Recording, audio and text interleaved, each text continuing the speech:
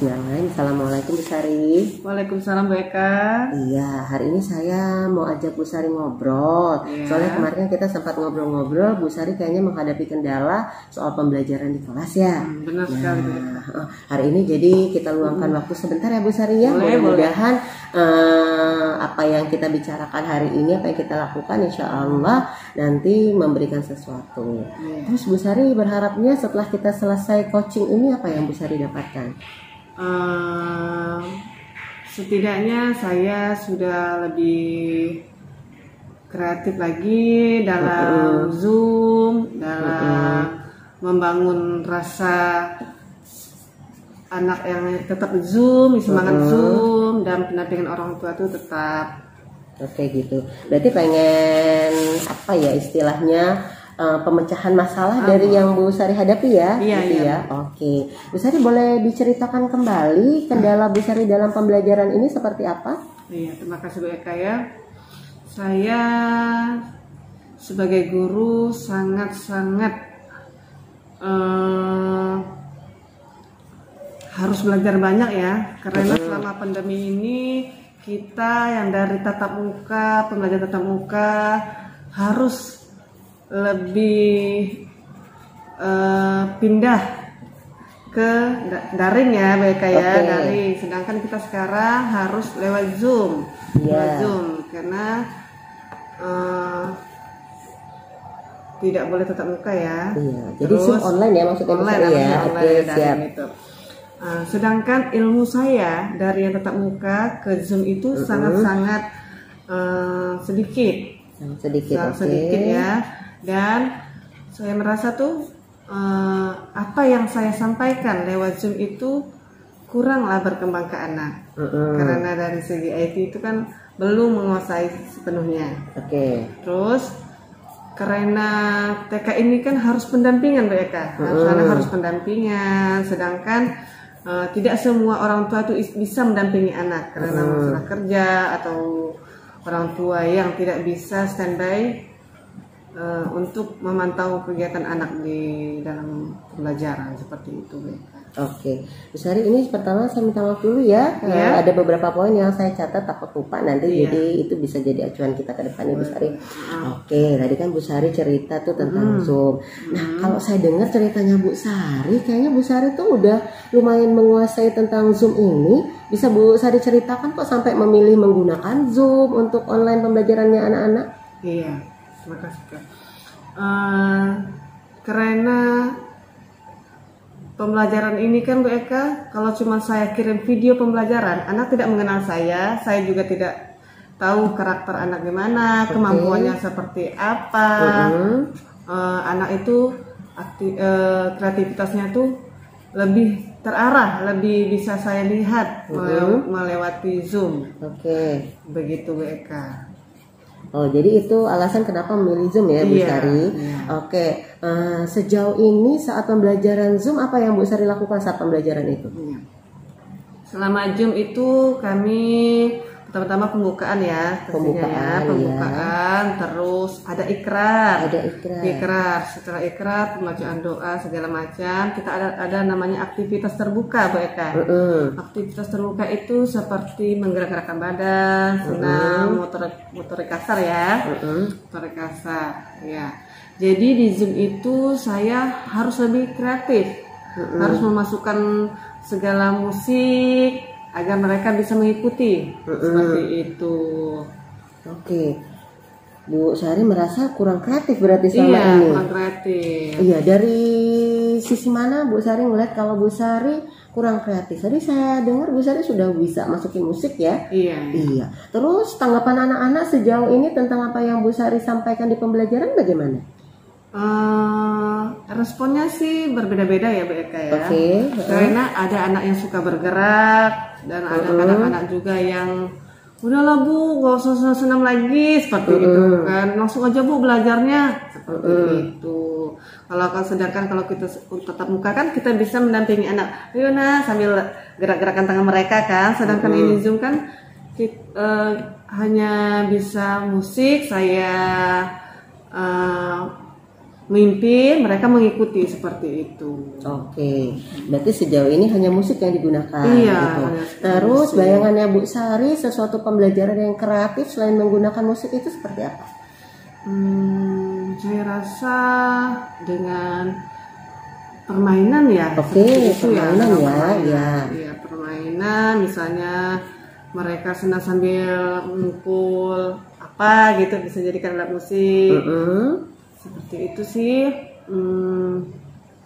Dengan nyanyian juga ya, sambil seperti bernyanyi. Oke. Iya, berarti tadi musik, permainan, bernyanyi. Apakah yang Bu Sari sebutkan tadi sudah dilakukan? Sudah sih. Sudah saya lakukan dan alhamdulillah respon mereka tuh kalau dengan menggunakan alat mereka sendiri yang menggunakan musik mereka, misalnya senang 1, 2 pakai musik mereka, lebih kreatif juga saya rasa seperti itu, dan mereka responnya udah senang sekali, dan orang tua alhamdulillah untuk pendukung alat pendukung itu mereka juga menyiapkan di rumah seperti itu. Oke, baik. Berarti Bu Sari juga sudah mulai bisa menggunakan permainan, bernyanyi. Terus sejauh ini selain hal-hal tersebut yang Bu Sari sebutkan, ada hal lain yang Bu Sari lakukan untuk meningkatkan kreativitas Bu Sari tadi? Iya, biasa saya share screen ya, screen video-video pembelajaran, terus permainan menggunakan kirim foto permainan mereka yang akan memecah di situ. Oh begitu. Iya. Dari mana Bu Sari mengetahui hal tersebut? Saya lihatnya dari Google ya. Dari Google ya. Dari Google. Juga share sama teman, belajar sama teman seperti itu. Oke. Jadi sejauh mana Google membantu Bu Sari meningkatkan kreativitas yang menurut Bu Sari tadi belum ditingkatkan gitu? Hampir maksimal sih Bu Eka ya. Hampir maksimal, oke. Ya. Hampir maksimal. Jadi sejauh ini hampir maksimal itu seperti apa? Coba bisa Bu Sari ceritain ke saya? Permainan anak. Saya lihat sana. Bisa saya aplikasikan ke anak dan respon anak pun senang dan anak bisa mengikutinya seperti itu. Oke, terus tadi saya Google ya, terus ada sharing gitu. Iya, biasanya sharing sama siapa Bu Sari? Sering ke teman-teman guru juga ya. Oke. Bertanya, kegiatannya apa ya, kira-kira yang menyenangkan ya, seperti itu. Misalnya kemarin kita bikin mes aja, mesnya misalnya kita gambar, kita bikin bola-bola dari kertas. Jadi anak-anak di sana bikin juga di rumahnya. Jadi sama-sama bermain, saya bermain, jadi bisa menerapkan angka, bisa abjad dari mes itu. Oke. Dari yang awalnya tadi ya kegiatannya musik, permainan, bernyanyi, Bu Sari kan ngerasa belum kreatif tuh. Terus mencoba Google ya, mencoba Google tuh sharing dengan teman. Dari hal yang Bu Sari lakukan itu, apakah ada hal yang berbeda terhadap pembelajaran anak? Iya. Setelah saya mencari-cari informasi, mencari pengetahuan dari Google, terus bertanya juga sama teman, alhamdulillah pembelajaran saya semakin berkembang. Kreatif dan respon orang tua juga sangat-sangat bagus ya Bu Eka ya. Dan karena saya memberikan link atau pembelajaran itu sebelum Zoom, jadi itu bahan-bahan, terus apa yang akan kami lakukan kegiatan itu sudah tersedia seperti itu, dan orang tua juga responnya baik. Oke. Nah ya, tadi Bu Sari sempat ngobrol tentang pembelajaran yang sudah berkembang ya. Bisa Bu Sari gambarkan pembelajaran yang dulunya dengan pembelajaran yang sekarang yang Bu Sari lakukan seperti apa?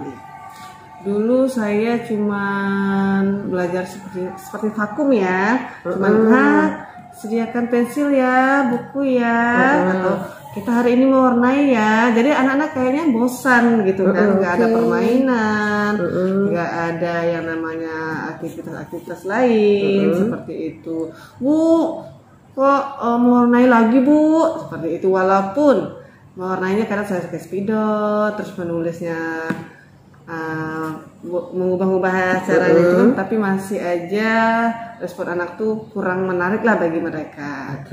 Seperti itu. Jadi kurang menarik. Terus setelah Bu Sari melakukan beberapa perubahan tadi ya, dengan googling, dengan sharing, terus yang Bu Sari katakan bahwa dengan googling perkembangannya hampir maksimal kan tadi kita ngobrolnya. Terus anak-anak pembelajarannya jadi seperti apa? Sekarang anak-anak saya memberikan kebebasan ya untuk anaknya, misalnya kebebasan, anak kita besok mau belajar apa ya, seperti itu Bu Eka. Bu, kita masak ya, cooking ya, seperti itu. Oh iya boleh, sediakan ya. Saya juga meminta anak tuh barang apa aja yang di rumah, seperti itu. Berarti lebih interaktif ya ke anaknya ya. Jadi anaknya saat Bu Sari melontarkan hal tersebut terhadap anak-anak, tanggapannya mereka seperti apa? Wah, pada rebutan. Bu, belajarnya ini aja ya Bu ya. Seperti itu. Bu masaknya seperti Bu misalnya kayak bola-bola coklat kan kemarin kan. Masak kayak kemarin ya. Saya nggak mau coklat susu coklat, maunya susu putih, boleh. Seperti itu. Bu boleh tambahin keju nggak? Boleh. Jadi anak-anak itu bebas. Yang penting tujuan saya bahwa anak itu bisa melakukan apa yang saya sesuai dengan tujuan pembelajaran seperti itu. Berarti tadi kita sudah ini ya, Bu Sari nyadar nggak sih kalau ternyata tadi kita ngobrol Bu Sari sudah menemukan solusi dari apa yang kita dari masalah yang Bu Sari lontarkan ke saya? Iya. Bu Sari bisa ulangi nggak tadi kira-kira apa sih yang jadi solusi buat kita ya dari masalah yang Bu Sari lontarkan? Jadi kita itu harus lebih itu ya Bu Eka ya, harus lebih mencari lagi gitu, menggali lagi potensi kita, menggali potensi kita, terus mengetahui apakah maksimal atau belum nih gitu, harus ada respon dari anak seperti apa, seperti itu. Terus kreativitas itu harus dikembangkan lagi seperti itu. Tadi Bu Sari sempat menyinggung respon ya, respon anak. Terus apakah sejauh ini Bu Sari meminta respon atau umpan balik dari anak-anaknya Bu Sari? Iya, seperti itu Bu Eka. Jadi setiap apa yang dikerjakan anak, jadi saya tanya. Seperti itu. Seperti apa itu pertanyaannya? Misalnya, gimana pelajaran kita hari ini? Senang nggak? Senang Bu, seperti itu. Iya. Tadi kamu ngapain ya? Ini mereka tuh menjelaskan apa yang mereka pelajari hari ini. Yang saya tanya itu satu-satu per anak semuanya. Jadi mereka tuh punya respon yang berbeda tentunya. Berarti semuanya kitanya ya? Iya. Masya Allah. Terus dari yang waktu yang kurang tadi, masalah pendampingan orang tua, apakah sudah ada kemajuan sekarang? Alhamdulillah. Karena ya itu tadi ya, karena kita tuh kreativitasnya lagi lebih diperbanyak dengan cooking, dengan segala macam. Jadi orang tua tuh harus mendampingi seperti itu. Dan rasa ingin tahu orang tua nih seperti itu. Besok anak-anaknya nih belajar apa ya? Seperti itu. Berarti ternyata saat Bu Sari lebih kreatif dalam pembelajaran, orang tuanya juga lebih ikut tertarik ya. Iya. Berarti masalah pendampingan orang tua yang sebelumnya rendah tadi dapat teratasi dengan masalah itu. Iya, seperti itu. Oke, terus Bu Sari tadi udah cerita-cerita kan, udah dapat ini, terus Bu Sari juga sudah mulai kebayang apa solusi dari masalahnya Bu Sari. Terus selanjutnya ini nih, yang kira-kira kedepannya yang bakal Bu Sari lakukan supaya pembelajarannya Bu Sari ini tambah kreatif. Iya, sebenarnya sih anak-anak ini nih memang perlunya itu ya Bu Eka ya, sesuatu hal yang baru. Nah, jadi saya tuh harus mencari sesuatu hal yang baru, menggali terus, biar anak itu lebih semangat, lebih tertarik lagi. Seperti itu. Berarti mencari yang baru ya. Mencari hal baru. Terus selain itu ada lagi nggak Bu Sari? Saya sih lebihnya itu Bu Eka lebih diskusi ya, lebih ke anaknya lagi. Jadi saya tuh anak maunya apa nih? Jadi diskusikan nih. Enggak usah lah Bu, seperti ini lebih keterbukaan saya lagi sama anak seperti itu. Oke. Berarti kalau bisa saya ambil kesimpulan komunikasi ya Bu Sari ya. Oke, berarti komunikasi yang harus Bu Sari tingkatkan ya. Oke. Baik kalau gitu. Berarti kedepannya ini yang akan terus Bu Sari lakukan untuk menjaga kreativitas ini adalah mencari hal yang baru mencari hal yang baru, pelajaran yang lebih kreatif lagi. Iya. Oke. Berarti kalau misalnya gitu kayaknya masalahnya Bu Sari sudah menemukan solusi ya? Iya. Hampir seperti itu ya Bu Eka ya. Iya. Seiring berjalannya waktu dan saya pun juga punya pengalaman-pengalaman yang harus yang tadinya nggak bisa jadi bisa terus namanya anak ya maunya ya seperti apa jadi kita lebih nanti nih mereka nih metodenya nggak bisa begini nih harus begini nih jadi sudah paham dengan metode-metode anak-anak seperti itu. Iya, berarti Bu Sari menerapkan ini ya. Berarti setiap anak itu tidak diberi tugas yang sama gitu ya. Tidak menggunakan metode yang sama. Begitu. Terus gini Bu Sari, tadi kan saya penasaran nih ya. Maksudnya metode Bu Sari seperti apa sih? Awalnya kan katanya bosan satu metode gitu, tiba-tiba jadi ada perubahan setelah Bu Sari menerapkan berbagai metode gitu ya. Iya. Bisa diceritain nggak Bu Sari? Begini mereka ini kan setiap pembelajaran kan saya kan tidak menentukan harusnya maunya saya nih seperti itu. Jadi anak-anak bisa memilih. Bisa memilih. Ya. Misalnya besok mau pelajaran apa nih nak? Besok kita menggambar tema binatang ya Bu Sari ya seperti itu. Nah misalnya besok Bu Sari kita cookingnya masuk agar-agar ya Bu Sari ya. Tapi saya lihat juga sesuai nggak dengan program pembelajaran saya seperti itu. Jadi metodenya tuh anak diberi kebebasan, terus setiap anak melakukan seperti ini, melakukan walaupun hanya dia sekedar memasukkan habis itu warnanya yang beda-beda. Jadi mereka tuh diberi kebebasan melakukan sendiri gitu. Kalau saya lewat video pembelajaran kan cuman kadang kan udah jadinya aja seperti itu kan. Kalau itu kan saya melihat langsung seperti itu.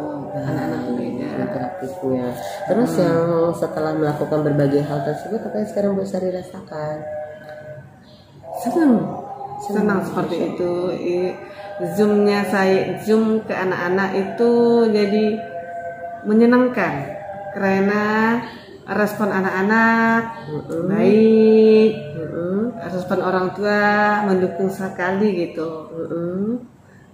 Jadi tidak ada beban rasanya seperti Zoom yang awalnya karena penguasaan materi itu ya Bu ya kayak penguasaan materi, terus kreativitasnya nggak ada, itu terus.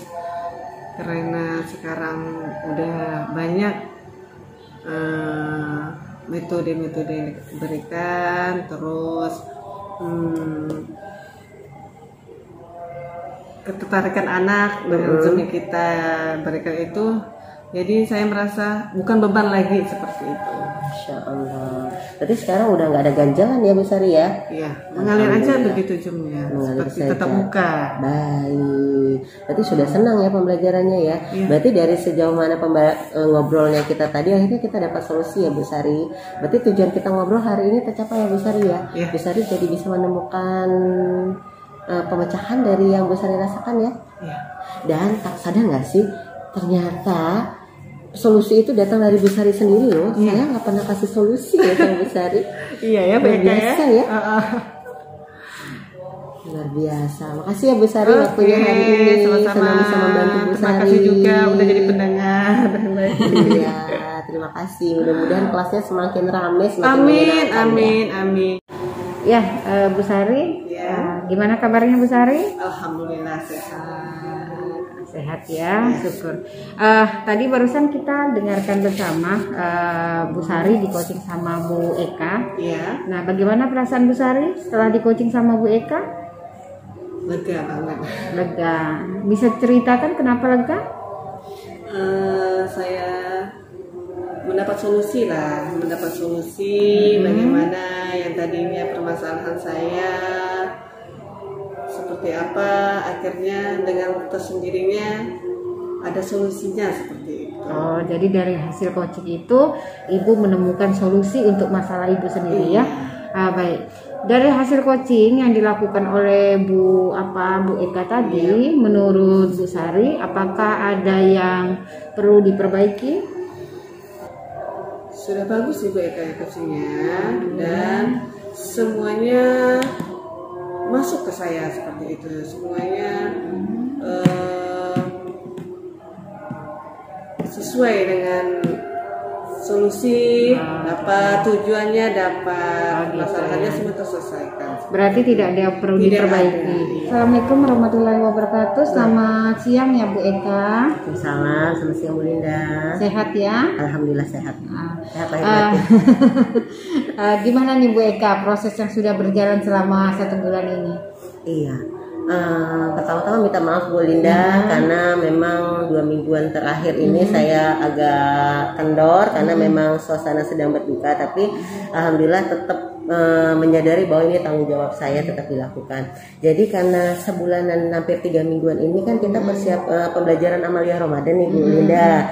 Nah terus dengan momen ini nih saya usahakan jadi kayak momen yang luar biasa gitu. Jadi saya sering ngajak teman-teman Zoom bareng, bikin kelas bareng gitu. Jadi pertama-tama saya banyak pimpin bagaimana cara menghandle anak, bagaimana cara ini gitu kan, cara membuat suatu pembelajaran yang lebih menyenangkan buat anak walaupun kita di kelas besar. Dan alhamdulillah dari pertemuan pertama berlanjut kedua, ketiga, dan yang alhamdulillah hari ini terakhir pertemuan kami untuk Zoom bersama. Dan respon orang tua juga lumayan bagus, dalam artian kelas yang kami ciptakan itu lumayan interaktif, bagaimana saya mengarahkan rekan-rekan sejawat untuk berbagi tugas, terus bagaimana menyiapkan suatu pembelajaran yang berbeda, yang variasi dan tidak hanya terfokus pada guru tapi juga bagaimana melibatkan interaksi anak gitu kan. Alhamdulillah sudah berjalan lebih baik dan mudah-mudahan saya berharap dengan momentum ini kedepannya pembelajaran jadi lebih baik, karena memang saya sangat menyadari keterbatasan waktu dan pembelajaran online ini menjadi kendala untuk mengajak teman-teman lebih fokus untuk masuk pada pembelajaran yang berfokus pada murid, karena nggak gampang ya Bu Linda. Lebih enak kalau gurunya itu ceramah, ngobrol di depan dan semuanya terfokus pada guru gitu kan. Tapi pelan-pelan saya berusaha untuk mengajak teman-teman saya. Kadang saya pikir kalau mengajak secara lisan cerita aja nggak ada actionnya, nggak ada hasilnya gitu kan. Jadi saya nyoba nih momentum Amaliyah Ramadan nih, yuk kita kelas bareng, nanti lihat saya gitu kan. Nah, alhamdulillah dengan seperti itu sudah mulai ada perbedaan lah. Saya berharapnya ke depannya ngobrol juga sama Bu Yuni, nanti dibantu sama Bu Yuni untuk pantau di kelas-kelas berikutnya, mungkin setelah Lebaran mungkin bisa kita lihat hasil yang lebih bagus lah dari hasil momentum bulan Ramadan ini. Ya, Mbak Eka tadi Mbak Eka telah melakukan coaching dengan siapa Bu Sari. Bu Sari, betul. Jadi hal baik apa yang terjadi dalam coaching tadi?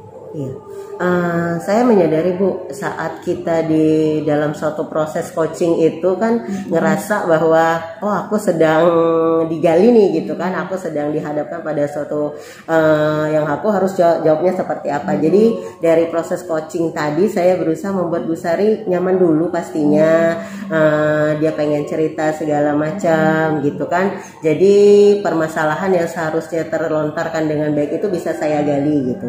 Dan saya ngerasanya dari proses coaching itu saya kurangnya adalah mengidentifikasi masalah yang Bu Sari hadapi gitu. Mungkin juga karena Bu Sarinya yang tidak terlalu bicara, tapi saya menganggapnya itu adalah kekurangan saya yang kurang menggali beliau gitu kan. Seharusnya bisa gitu kan. Mungkin di kesempatan lain hal ini akan menjadi poin utama saya untuk lebih diterapkan. Saya juga pengalaman ini Bu waktu coaching ke anak-anak. Jadi bahwa coaching ke anak itu jauh lebih rumit ketimbang coaching ke teman sejawat gitu kan. Kalau teman sejawat dengan suasana yang nyaman itu kan kita bisa let it flow gitu, mengalir aja gitu kan. Kadang hal-hal yang mereka tidak sadari mereka cerita aja gitu kan. Cuman yang kadang harus saya tahan adalah memberikan solusi gitu kan. Padahal seharusnya solusi itu adalah muncul dari mereka sendiri. Nah ini kadang yang harus saya rem-rem karena kebiasaan mulut kan Bu. Jadi ngomong kenapa nggak gini aja gitu kan. Nah itu yang saya pelajari bahwa oh iya ternyata setiap orang itu ternyata bisa loh menyelesaikan masalahnya sendiri tanpa perlu kita pandu harus begini. Dan saat solusi itu muncul dari dirinya sendiri, dia tidak merasa digurui untuk melakukan hal tersebut dan bisa melakukan solusi yang dia hasilkan sendiri dengan lebih baik gitu. Nah emang perlu lebih banyak belajar sih Bu. Memang jam terbang itu pasti berpengaruh gitu. Saya pernah coaching anak 30 menit sampai 1 jam itu saya belum sampai ke rencana aksi, masih sampai identifikasi masalah dan muter-muter di situ nggak selesai-selesai karena usia anak 5 tahun itu memang seperti itu. Dia bertahan dengan aku mau tetap seperti itu Bu, nanti diajak ayo dong cari keluar dari zona nyamannya, nggak mau, aku maunya seperti itu. Nah itu yang kadang perlu saya ngerasa saya harus lebih baik di situ, bagaimana saya mengarahkan anak murid saya untuk bisa menemukan solusinya sendiri. Iya, karena setiap anak itu punya potensi untuk menyelesaikan masalah sendiri ya. Oke. Baik, bagaimana perasaannya setelah melakukan coaching ke Bu Sari tadi? Perasaannya sih pertama sebelum coaching itu kayak Bu gitu. Apalagi coachingnya diamati gitu kan. Kalau coaching secara pribadi mungkin tidak akan segugup ini, tapi itu juga jadi latihan. Namanya kita berproses, beraktivitas, tentunya diharapkan ada feedback, ada umpan balik, dan tentunya umpan balik itu nggak akan datang kalau tidak ada orang yang menyaksikan gitu kan. Berterima kasih sekali Bu Linda hari ini menyaksikan coaching saya. Jadi nanti bisa memberi masukan lebih apa yang harus saya tingkatkan pada proses coaching itu. Yang kedua, setelah prosesnya selesai, alhamdulillah senang sekali Bu Linda.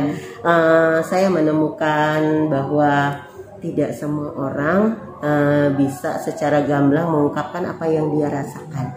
Dan kadang kita juga perlu menyadari bahwa kita perlu memberi orang lain waktu, memberi orang lain ruang yang lebih gitu kan untuk bagaimana dia mengeksplor dirinya sendiri. Oh, Eka, ya. Waktu pembelajaran berdiferensiasi kemarin itu kan Bu Eka diamati ya pelaksanaan pembelajarannya oleh rekan sejawat. Ya. Nah, apa yang terjadi pada saat Mbak meminta rekan sejawat itu untuk melakukan pembelajaran observasi di pembelajaran berdiferensiasi? Terima kasih Bu Linda. Pertama, untuk alhamdulillah rekan-rekan sejawat saya itu orangnya open minded semua Bu. Dalam artian mau menerima sebuah perubahan. Terus saat saya minta untuk mengobservasi pembelajaran saya, mereka dengan senang hati bersedia gitu kan. Nah dari hasil pengamatan mereka yang saya coba gali gitu kan, kamu lihat apa sih dari tadi, gimana menurut kamu pembelajaran saya? Terus dia bilang gini, kok bisa ya, maksudnya anakmu itu ngerjain satu kegiatan itu bisa beda-beda, hasilnya bisa beda ya, dia bilang gitu. Terus kamu nilainya gimana gitu kan. Nah saya ngelihatnya itu sebagai suatu hal yang luar biasa buat saya gitu, bahwa teman-teman saya itu bisa melihat bahwa saya memberikan pembelajaran yang berbeda kepada anak. Terus dia kan bingung tentang penilaiannya Bu. Ya saya bilang aja kembali ke tujuan kita, kamu tujuannya seperti apa. Akhirnya kita diskusi panjang Bu, bahwa kayak misalnya pembelajaran mereka kemarin tuh waktu itu dia pengen bikin alat transportasi gitu kan, dia terus gunting-gunting, kita bikin ini ya, dia bilang gitu, bentuk kendaraan dengan bentuk geometri, dia bilang gitu. Terus saya tanya, terus tujuan pembelajaran kamu apa sih sebenarnya dari membuat ini nih? Ya pengen anak-anak tahu lah bentuk geometri itu seperti apa, dia bilang gitu kan. Oke, kalau misalnya kamu pengen tahu anak tahu bentuk geometri, apakah dengan pembelajaran anak membentuk kendaraan ini dengan bentuk geometri itu bisa mencapai tujuan kamu? Gimana ya katanya? Kayaknya nggak bisa ya. Oh iya, jadi maksudnya tuh senang aja gitu kan. Akhirnya mereka jadi sharing, terus kita sama-sama mencoba mendiskusikan masalah ini gitu kan, bahwa ternyata pembelajaran berdiferensiasi itu seperti ini loh, anak-anak jadi lebih senang, kelasnya lagi meriah, lebih menyenangkan. Terus dia bilang, anak-anakmu ngomongnya caplos-ceplos semua gitu kan.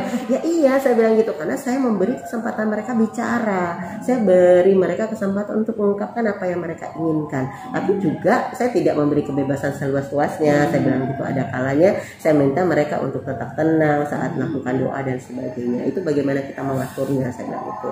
Dan itu jadi diskusi panjang kami, Bu, dan alhamdulillah perlahan-lahan dari pembelajaran diferensiasi yang kecil itu bisa memberi insight buat mereka gitu kan. Mereka jadi, oh iya ya, nanti aku coba deh di kelasku gitu. Nah itu menurut saya poinnya di situ, saat mereka pengen coba di kelasku. Nah itu poin luar biasa buat saya gitu. Kalau tanggapan dari siswa sendiri gimana untuk pembelajaran berdiferensiasi? Tadi kan Mbak sampaikan itu tanggapan dari respon. Kok bisa sih respon dari kawan kan? Nah, dari siswa bagaimana Mbak? Dari siswa, pertamanya Bu, anak saya itu kayak gini Bu, mereka kan terbiasa ya dengan pembelajaran semuanya teacher center gitu kan. Nah hari ini kita bikin kipas ya, caranya begini. Semua anak harus mengikuti langkah-langkah yang saya lakukan gitu kan. Padahal saat itu saya kan cuma pengen ngelihat kreativitas gitu kan. Kenapa saya jadi menekankan harus kipas aja gitu kan. Nah pas saya mulai bahwa nah hari ini anak-anak bebas loh mau bikin apa saja, Bu Guru cuma pengen lihat anak-anak melipat kertas, nanti lipatannya jadi apa terserah anak-anak. Itu pada bingung Bu awalnya. Dia bilang, gimana Bu cara ngelakuinnya? Ngelipatnya mau seperti apa? Apa yang harus saya lipat? Mau jadi seperti apa?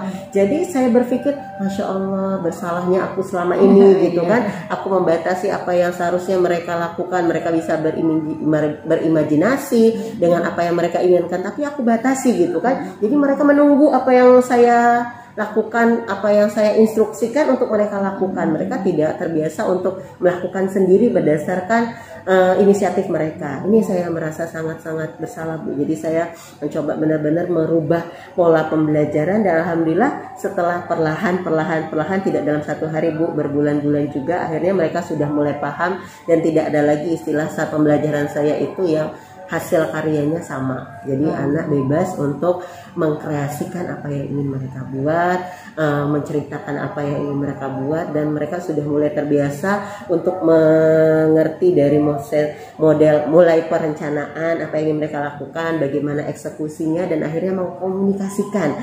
Jadi saya pikir, oh ternyata aku sudah mulai bisa menerapkan saintis ya di anak-anak TK, dan ternyata itu bisa. Bu Eka, kalau saya beberapa kali berdiskusi dengan teman-teman itu kan tidak semua memahami betul tentang apa sih yang menjadi tujuan diterapkannya pembelajaran berdiferensiasi. Nah, harapan Ibu sebenarnya itu dengan diterapkan pembelajaran diferensiasi itu seperti apa? Pertama, kalau menurut saya Ibu ya, pastinya semua murid punya kemerdekaan sendiri, semua murid punya kebebasan sendiri, dan mereka punya potensi masing-masing yang sebenarnya bisa mereka gali sendiri. Kita hanya menyalurkan gitu kan. Nah kalau tidak berdiferensiasi, kita akan mengurung kreativitas mereka dalam koridor yang menurut kita benar, padahal itu belum tentu benar. Jadi kita memaksakan pola pikir mereka seperti pola pikir mereka, kita memaksakan potensi yang menurut kita itu adalah potensi terbaik menjadi potensi mereka, padahal sebetulnya bukan seperti itu. Kadang orang tua juga sudah harus diedukasi Bu. Banyak orang tua yang berpikir bahwa TK itu adalah tempat anaknya persiapan belajar calistung untuk SD. Jadi gurunya di force gitu kan untuk ya harus bisa baca, harus bisa tulis gitu kan, karena kapan lagi mau belajar baca. Nah pola pikir seperti ini yang harus dirubah, karena tidak semua anak kemampuan membaca dan berhitungnya berkembang pada saat yang sama, dan tidak semua anak tertarik pada hal itu. Nah bisa juga dia ternyata kuatnya di seni itu, kita bisa masukkan hal seperti itu melalui seni, tidak dengan cara-cara konvensional. Jadi saya pikir merubah mindset terlebih dahulu dari orang tua dan guru yang sebagai pelakon pendidikan di sekolah itu hal yang utama. Ya, jadi pada dasarnya seperti yang tadi Ibu sampaikan bahwa pembelajaran diferensiasi ini kan sebenarnya agar semua murid itu kebutuhannya terpenuhi. Betul. Sama. Jadi dengan pembelajaran diferensiasi ini memberikan peluang kepada anak-anak yang memiliki potensi yang berbeda itu berkembang menurut kemampuan yang dia miliki ya. Sepaham saya. Bu Eka, kemarin kita sudah belajar modul 2.1 dan 2.2 ya. Bagaimana pelaksanaan aksi nyata dari mempelajari modul tersebut? Modul 2.1 dan 2.2 Bu yang diferensiasi dan PSE ya Bu ya. Jadi waktu PSE itu saya mencoba menerapkan kecakapan hidup Bu. Jadi saya berpikirnya bahwa anak-anak perlu disiapkan dari kecil sedini mungkin untuk siap hidup, dalam artian mereka sudah harus dilatih kemandirian, baik itu kemandirian secara pribadi tentunya untuk anak-anak usia itu, bagaimana mereka melayani dirinya sendiri seperti mengambil makan sendiri, memakai baju sendiri, mandi sendiri, hal sepele sebenarnya, tapi untuk murid-murid saya yang notabene mereka berasal dari keluarga menengah ke atas, di mana rata-rata mereka punya pengasuh gitu kan. Nah ini yang jadi titik sorot saya, bahwa orang tua harus dirubah mindsetnya terhadap pendidikan anak, bahwa anak tidak serta-merta harus selalu terpenuhi kebutuhannya, tidak serta-merta harus terlayani apa yang ingin mereka lakukan, tapi anak harus dibiasakan melakukan hal sendiri, karena tidak selamanya orang tua hadir untuk mereka. Dan kesiapan-kesiapan ini harus kita komunikasikan, harus kita biasakan. Dan pastinya saat saya melakukan hal ini, kendala terutama adalah bagaimana mengajak orang tua bekerja sama. Pertama di komunikasi, bagaimana saya mengkomunikasikan bahwa kecakapan hidup ini penting untuk anak usia dini. Nah dari komunikasi ini saya coba masuk bahwa gimana sih peran orang tua di rumah gitu kan, mengajak mereka untuk bersama-sama membangun sebuah karakter anak, membangun sebuah kemandirian anak yang bertanggung jawab terhadap hal-hal yang sifatnya pribadi untuk mereka, bagaimana mereka kontinuitas, konsisten dalam melakukan hal ini, karena hal seperti ini tidak hanya akan bisa dilatihkan di sekolah tanpa dukungan di rumah. Nah, ini yang coba saya komunikasikan kepada orang tua di rumah. Alhamdulillah hasilnya luar biasa Bu, saat orang tua itu mau berkomunikasi secara efektif dengan kita, mau merespon balik hal yang sudah kita sampaikan dan berpartisipasi secara aktif terhadap pembelajaran tersebut. Saya juga mengalami kendala gitu kan, ada orang tua yang dengan kesibukannya gitu kan merasa bahwa itu tugas sekolah bukan tugas kami di rumah. Tapi ya dengan kendala bahwa sekarang pembelajaran dilakukan online 24 jam anak di rumah, kami tidak punya waktu yang cukup untuk mengakses kegiatan mereka di rumah, jadi ini yang mengkendala. Jadi saya coba tembak, "Mah, kalau misalnya mama tidak di rumah, siapa yang menemani anak-anak di rumah? Ada mbaknya Bu." Oke, saya boleh komunikasi sama mbaknya soal ini. Saya coba seperti itu kan, awalnya banyak lah Bu yang oh begini Bu, begini, tapi pelan-pelan. Jadi saya coba, jadi kira-kira solusi untuk ini seperti apa Mas? Saya coba membuka pikiran mereka bagaimana seharusnya kegiatan ini tetap berjalan tapi tidak membuat tidak nyaman salah satu pihak begitu kan. Akhirnya dia memutuskan ya udah lewat mbaknya aja Bu komunikasinya. Akhirnya alhamdulillah berjalan dengan lancar. Gitu. Jadi apa yang Mbak bisa ambil pelajaran setelah mempelajari modul 2.1 dan 2.2 ini ya, bahwa pertama saya berpikir bahwa pemahaman kita terhadap setiap murid itu yang harus dikuasai oleh guru. Bagaimana guru memetakan kemampuan, memetakan bakat, memetakan karakter setiap muridnya, itu yang harus benar-benar dipahami. Kemampuan guru ini, memetakan ini yang harus terus dilatihkan Bu. Jadi saat guru benar-benar paham peta muridnya, dia akan tahu apa yang dibutuhkan muridnya dan dia akan berusaha mencari metode yang sesuai dengan kebutuhan muridnya. Selain itu adalah komunikasi efektif menurut saya, karena pembelajaran tidak akan berjalan lancar hanya di sekolah, tapi tentunya di rumah. Karena kalau kita hitung-hitung waktu di rumah jauh lebih banyak ketimbang waktu di sekolah. Iya.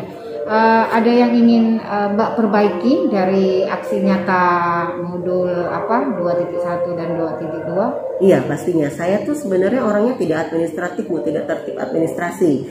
Jadi setelah ini saya ngerasa kadang saya tuh kehilangan momen-momen tertentu gitu kan, saat saya mungkin kasihkan ngobrol sama anak via Zoom atau apa, saya lupa men-screenshot atau apa gitu kan, kadang saya kehilangan momen itu. Jadi saya berusaha untuk ya kayaknya sekarang aku harus mulai mendokumentasikan semua hal yang dilakukan anak, jadi saya bisa tahu secara detail apa yang dilakukan anak hari per hari, apa perkembangan mereka, apa yang belum berkembang. Jadi saya bisa memberi stimulus yang tepat terhadap kebutuhan mereka. Oke. Mbak Eka, kita sudah 5 bulan belajar ya untuk pendidikan guru penggerak. Ada materi-materi yang menurut Mbak itu begitu sulit ataupun membingungkan dari yang kita modul-modul yang kita pelajari itu? Iya, kalau dari modul 1, modul 2 saya rasa itu berkaitan Bu, sangat-sangat berkaitan, dan itu benar-benar mengasah kemampuan saya bagaimana saya memahami sebuah pembelajaran yang baik, yang benar-benar child center gitu kan. Dan itu luar biasa menurut saya, pengetahuan yang baru buat saya dan benar-benar bermanfaat, karena memang metode pelatihan kita ini berbeda ya Bu, langsung terjun langsung dipraktekkan. Jadi saya nggak pakai istilah mengendap dulu ilmunya, coba aja langsung gitu kan. Kadang teorinya lupa, tapi karena sudah dilakukan sehari-hari itu jadi mengena gitu kan. Nah masuk modul 3 ini itu kan sudah masuk mulai pemimpin pembelajaran ya Bu. Nah kadang bicara soal aset, bicara soal kepemimpinan, ini yang menurut saya agak ini ya, menuntut pemikiran lebih pastinya, bagaimana kita memahami sebuah apa sih istilahnya, modal sekolah, bagaimana memahami aset, bagaimana bekerja sama dengan baik setiap stakeholder, bagaimana menyatukan semua ekosistem sekolah menjadi sesuatu yang lebih baik begitu kan. Sementara saya terkendala kewenangan itu tidak pada saya. Oke, terima kasih ya Mbak Eka atas bincang-bincangnya, sukses selalu.